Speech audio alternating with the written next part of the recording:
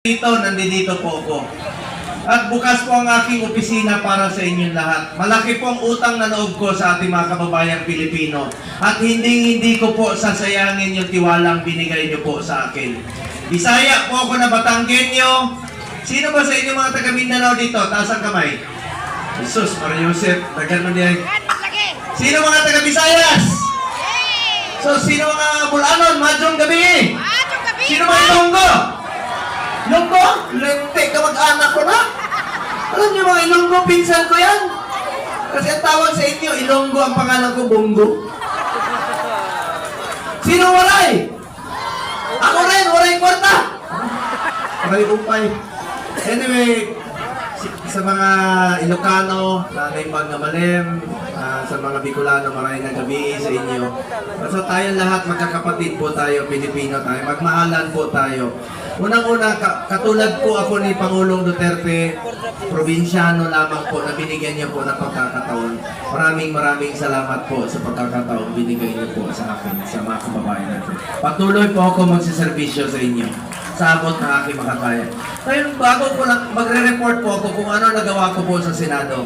Pero unang-una, gusto ko munang pasalamatan ang aking mga idolo sa public service. Alam niyo, si Congressman Lito Atienza, dating mayor po, 1998 to 2007. Nag-aaral pa po ako dito, nakikita ko na po siya. Tinitingala ko po, masaya po ako makasama ngayon yung mga pamilyang tinitingala ko at nirerespeto ko tulad ni Congressman Atienza, Congressman Bagatsing. Ngayon nakakasama ko na po sa entablado. Kaya ako rin po yung nakikiusap po sa inyo, kung mahal niyo po ako, mahalin niyo po ang inyong former mayor, ang inyong buhay party list, Congressman Lito Atienza, dahil napakataas po ng aking respeto sa taong ito. Palakpakan po natin, Congressman Lito Atienza. Sir, maraming salamat po sa inyong serbisyo sa Maynila. And of course, ang aking malaking utang na loob rin po ni dating Pangulong Duterte rito, yung kabaka. Unang-unang sumuporta kay dating Pangulong Duterte nung tumatakbo siya kasi Judge Ilaw po dito sa Kabaka, kamiyembro, kaklase po ni former President Duterte. Ilan lang po yung sumasama sa kami noon. Pero yung Kabaka talagang nakipaglaban, headed by our congressman. Napakabait po, napakamatulungin. Ako po makakagarantiya rin po sa inyo. Tutulong po ako rito sa Maynila sa abot ng aking makakaya. Magtutulungan po kami magtrabaho ni Congressman Amado Bagatsing. Tulungan po natin. Palakpakan po natin si Congressman Amado Bagatsing. And of course, ang aking mga kapitbahay, tulungan naman natin. Siyempre, kapitbahay ko ito, Congressman Bobby Espirito. Palakpakan po natin. Ay, ano ba sabi ko? Congressman ha? Konsyal muna, konsyal. Councilor Bobby Espirito, palakpakan mo natin. Ang engineer natin, Councilor Che Borromeo. And of course, si Attorney J.B. Hison. Ako mataas respeto ko sa mga abogado dahil ako may anak po ako, kakagraduate lang po ng 2024. CPA lawyer na po siya. Siya po yung summa cum laude ng De La Salle University sa accountancy. Number 1. Naging number 1 rin po siya sa Ateneo College of Law sa dito po. So CPA lawyer na po siya, both number 1 po. Kaya proud po ako na sa mga kabataan, ito mga kabataan, mag-aral kayo ng mabuti ha. Edukasyon. Mamaya, bigyan ko kayong bola. Mamaya. Pero maglaro kayo ng basketball ha. Alam nyo, bilang chairman po ng Committee on Sports, isisingit ko na lang po, talagang gusto kong labanan ng illegal na droga. Pero through sports po itong akin. Naniniwala po ako na isang paraan na labanan natin ang illegal na droga ay through sports. Get into sports, stay away from drugs to keep us healthy and fit. Pagdating ng panahon, kung may mga paliga kayo rito, pa-basketball o may mga atleta kayo, and I'm sure proud kayo. Ako proud ako. Chairman ako ng Sports 2019. Nakamit natin ang first ever gold sa 2020 Tokyo Olympics. At dito pa nanggaling sa Maynila nung Paris Olympics, 2 gold po si Carlos Yulo. Palakpakan natin mga taga Maynila. Kaya kayo mag-basketball na lang kayo, volleyball. Mamaya. 6 kayo. Sige. Walang hangin, okay lang. Kung nagmamadali kayo, sayang. Kung nandito si Philip Salvador, maraming hangin sa tiyan. Minsan si Philip Salvador, minsan kasama Sama kami sa kotse, tumutunog yung pantalon niya. Pag hindi ako makahinga, siya pang galit. Sabi niya, huwag ko raw amoy. Nakikiamoy lang daw ako. Kaya mabait yun. Huwag niyo kalimutan na si Mr. Efectivo, Philip Salvador, yung kasamahan ko rin po sa partido. Matulungin po yun. Idol ko yun sa pelikula. Mamaya, huwag kayo mag-alala. Mga kabataan, isa po ako sa author at co-sponsor ng National Academy of Sports. Meron na po tayong eskwelahan sa New Clark City. Isa po ako sa author at co-sponsor. National Academy, love you rin po. Isang eskwelahan po ito na pwede na mag-aral at the same time mag-training ang student athletes po. Kaya suportahan natin ang ating mga atleta. Ako mahilig ako sa basketball. Diyan nanonood ako dyan sa Ninoy Aquino Coliseum, mga bata doon. Bongo, bola! Sinisigawan ako, sabi, Hoy, Bongo! Sabi ko, hoy ka din! Hindi. Ibig sabihin yan, ang turing nyo sa akin parang kapitbahay lang. Huwag niyo po ako tawagin senador, Bongo lang tawag niyo sa akin, okay lang sa akin. Paano niyo mamalilimutan ang pangalan ko? Ang daling ng dalawa, G.O. Ang apelido ko, ang pinakamadaling maalala nyo. Pag traffic dyan, ano yung maalala nyo? Ano yung traffic light? Ogo. Pag gutom na kayo, bibili kayo ng manok. Shocks to? Oo, kita nyo? Anong pangalan ng dating Pangulo? Rodri? O anong paborito naming ulam? Mong? O marami yan dito, marami ang kamag-anak. Sino sa inyo rito ang Anggos? Sino sa inyo Lasenggo? O, taas kamay. May kunwari pa kayo. Meron na akong paalala. Sa lahat ng mahilig uminom dito, sa lahat ng Lasenggo, huwag kayong magmaneho kung nakainom. Delikado yan. Pag may nangyari, ako na naman maalala nyo pag kayo ay na... O, kita nyo, hindi nyo malilimutan pangalan ako. O, isa pa, ano paborito nating araw? Walang trabaho. Ling! Huwag kayo maingay. Anong paborito hotel ni Philip Salvador? Chismoso kayo. Wala naman dito. Biro lang. Gusto kong maging masaya rin po ang inyong pagpupulo ngayon para hindi puro seryoso. At unang-una gusto kong pasalamatan rin po ang ating mga konsehal. Tulungan po natin, Councilor Mon Yupangco, palakpakan po natin. Councilor Zeb Laureano, Lau, palakpakan po natin. Ang anak po ng aking kaibigan, hinahangaan, nire-respeto, si Ma'am Carmen Ignacio. Councilor Ignacio po. Palakpakan po natin. Salamat po. Wala naman ako nalimutan. And of course, no, proud po ako, nakapunta po ako dito sa inyong tablado. May, ano na tayo, atyensa na. Meron pa tayong bagatsing, mamaya, nandito pa, ang aking kaibigan na si Mayor Yorme Isko Moreno Dumaguso. Gusto ko lang pong ikwento sa inyo ang aming pagkakaibigan po ni Isko. Alam niyo, parati yan noon sa Davao, magkaibigan kami. Hindi, patakbo pa siya muli ng mayor. Kasama kami dyan, kumakain kami sa Lechon Kawali. Saan barangay yun? Dito. Kumakain kami doon sa kanto-kanto lang. Tuwing may nasusunugan, sinasamahan niya ako. Tuwing merong mga nabahaan, sinasamahan niya po ako. At naging kasama po kami kasi naging DSWD USEC po siya. So ang amin, kaibigan po kami. At isa lang po ang pakiusap ko sa kanya. Tulungan yung mga mahihirap nating kababayan. Huwag pong pabayaan. Magkakasama po tayo sa pagsiservisyo rito. At bilang inyong senador, I have authored 17 laws.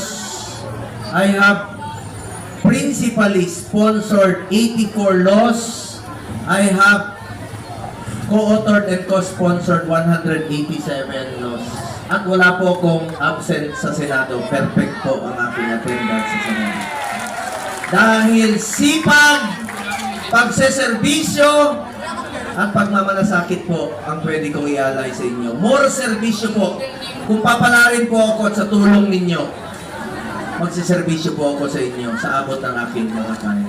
Asahan nyo bukas ang aking opisina po para sa inyo lahat. Bilang chairman po ng Committee on Health, Sports and Youth, health tayo. Tatlo po ang aking naging prioridad. Malasakit Centers, Super Health Centers at Regional Specialty Center. Meron na ho tayong 167 na malasakit center sa buong Pilipinas. At ang Maynila po, ang syudad ng Maynila, ang isa sa pinakamaraming malasakit center sa buong Pilipinas. Tondo, Jose Reyes, PGH, at Pabella. apat po ang inyong malasakit center sa syudad ng Maynila. At sa buong Pilipinas, marami po yan. Lapitan nyo lang po ang malasakit center para po yan sa Pilipino. Karapatan nyo po yan. Lapitan nyo lang po. Kung may kailangan rin po kayo, bukas po ang aking opisina bilang inyong senador. Nabanggit ko na kanina, chairman ako ng sports at youth. Sa mga kabataan, kayo ang kinabukasan ng bayang ito. Gusto ko lang po isingit sa inyo, sa kakaikot ko sa mga hospital, naawa po ako sa mga watcher. Pwera sa mga pasyente na binabantayan nila, hirap rin po sila. Wala silang komportableng higaan o upuan man lang. Tingnan nyo sa PGH. Nasa sidewalk yung mga pasyente, ay yung mga watchers, while waiting sa kanilang mga pasyente, di ba? Kawawa naman yung mga watchers din. Nakaupo lang dun sa sidewalk.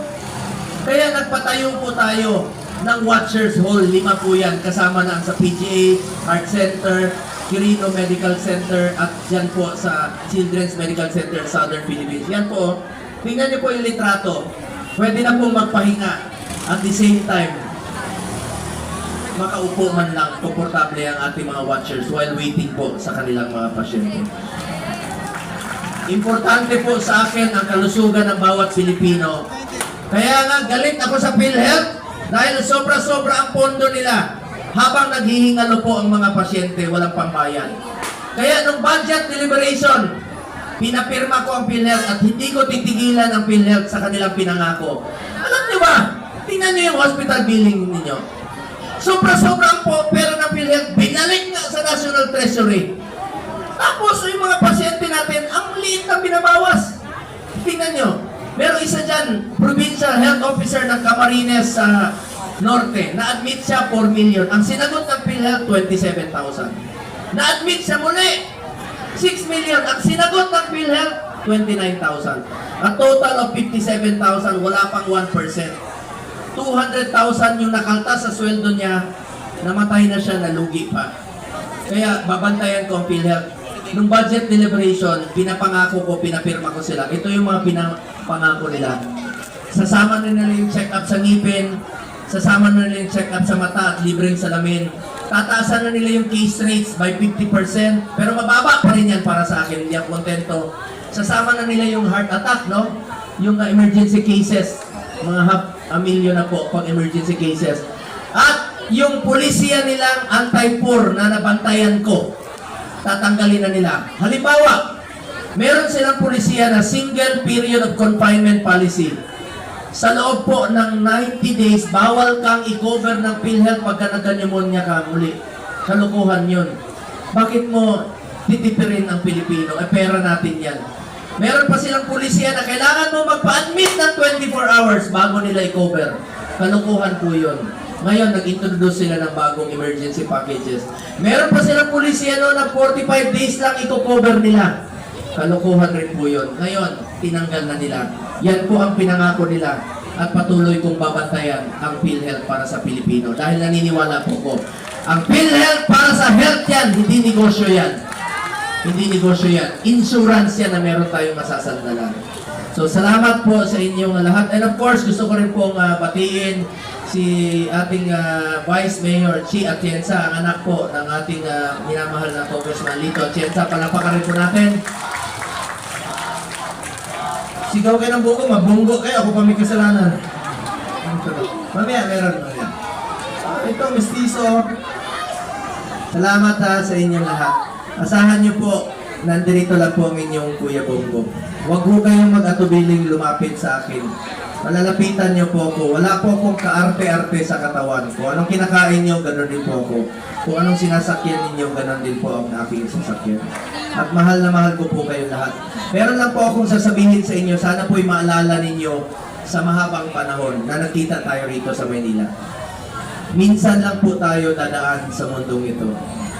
Kung ano pong kabutihan o tulong na pwede natin gawin sa ating kapwa, gawin na po natin ngayon dahil hindi na po tayo babalik sa mundong ito. Ako po ang inyong Senator Kuya Bongo, patuloy na magsiservisyo sa inyo lahat. Dahil ako po ay naniniwala na ang serbisyo po sa tao, serbisyo po yan sa Diyos. May pakiusap ako Patuloy nating ipagdasal si Tatay Digong. Ipagdasal po natin ang kanyang kaligtasan, ang kanyang kalusugan, at ang kanyang kalayaan. Hirap po maging 80 years old. Alam po ni Congressman Lito yan, mapalayo sa ating bayan. Pagdasal po natin at patuloy natin siyang ipaglaban. Maraming salamat po. Alam ko marami sa inyo ang sumusuporta kay Tatay Digong. Salamat po sa inyo lahat. Mahal na mahal po po kayo. Salamat po.